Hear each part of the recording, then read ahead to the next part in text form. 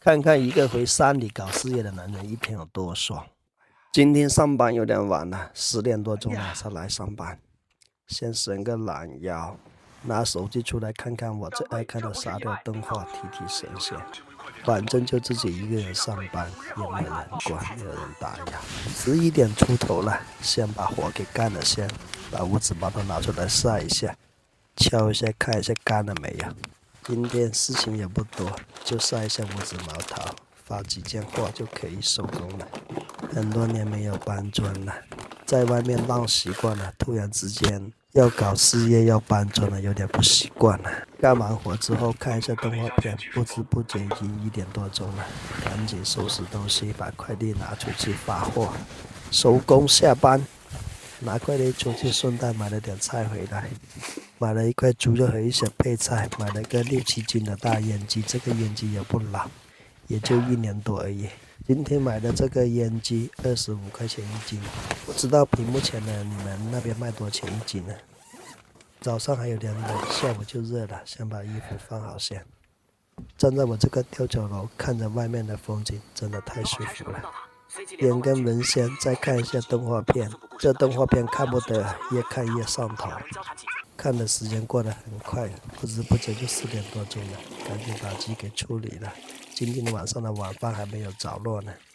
现在处理鸡毛真的得心应手，拔毛从头拔到尾，越拔越丝滑。很多人都嫌弃喂玉米的鸡不好吃，说太肥了。听说过一句话吗？肥鸡瘦鸭。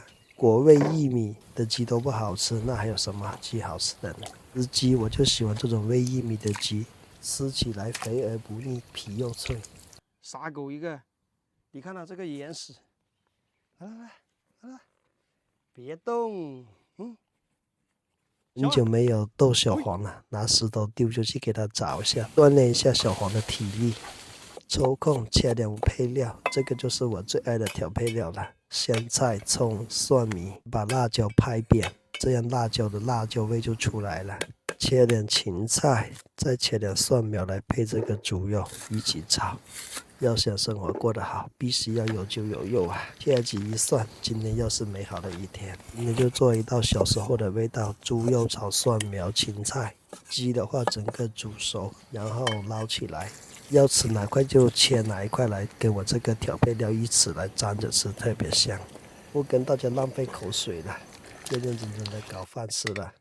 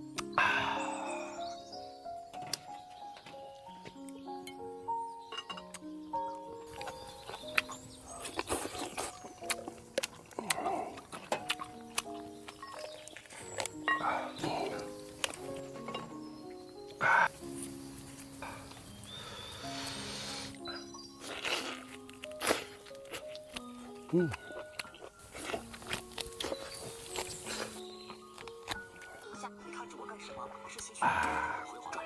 然而还不等样子，竟敢声称自己有神力，害了大皇子了。未通过得出4言。你的一条狗命值什么？